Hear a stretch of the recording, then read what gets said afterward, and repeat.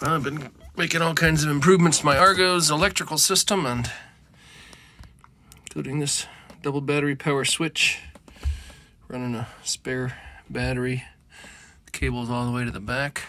I just turned it on and boom, the Chinese diesel heater has power. It's kind of scary. I don't know if I'm ready to test this thing out. Still gotta put kerosene in the tank.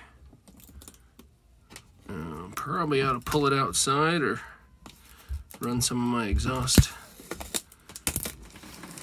Some of the 1-inch exhaust I got.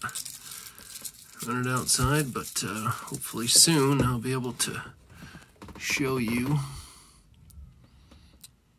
the heater working.